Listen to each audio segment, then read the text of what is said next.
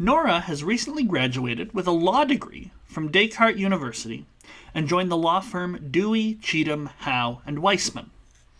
Consider the following subsets. So E is going to contain all the employees of this particular law firm.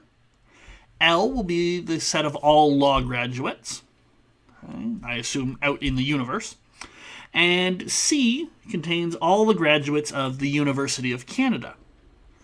Which of the following sets does not include Nora? Okay, which of these sets would Nora not belong to?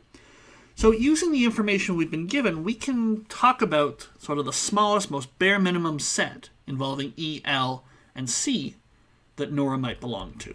We're going to use a tree diagram to illustrate things here. Okay, so E complement, L complement, just making a nice three-layer tree here. If we had another attribute, we could, of course, have a fourth layer or maybe even a fifth layer eventually. Okay, but we're sticking with 3 layers here. All right, now let's talk about Nora. What do we know about Nora? She is an employee. Okay, so she's in set E. And she's a graduate with a law degree, they said, so she's in set L.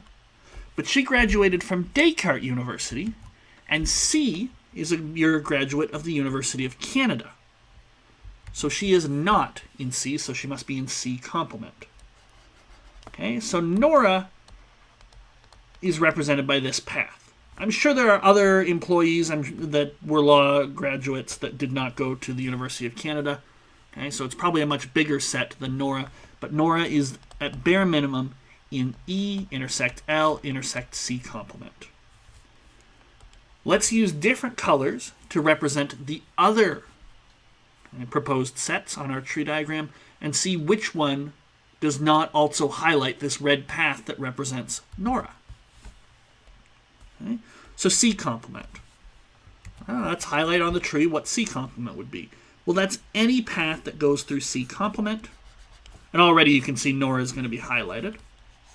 Okay, but any way of getting from the start to a C complement is something we want to highlight. Okay, so the blue is C complement. Nora definitely belongs in C complement. So we want which of the following does not include Nora, so it's not that one. Okay. C union E. Let's use green for that. Okay, so that would be an employee of the company or a graduate of the University of Canada. Well, we know Nora's an employee.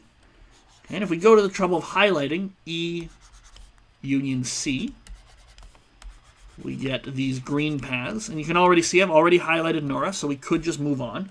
But I want to highlight the full E union C, just so you can see the whole thing. Okay, we get 6 paths highlighted. But Nora's path is highlighted because she's an employee. So to be in the green set, E union C, you need to be an employee or a graduate of the University of Canada. Well, Nora's an employee, so you can even just reason your way out through the question. Okay, let's use purple for C union L complement. Now the first thing I'm going to do is rewrite this with De Morgan's laws. Okay, just makes things a little easier. And you can see there's going to be another De Morgan's law in a little bit. Okay. So it has to go through a C complement and go through an L complement. Okay, so there's an L complement, there's a C complement. So we can go down to the L complements and the C complements.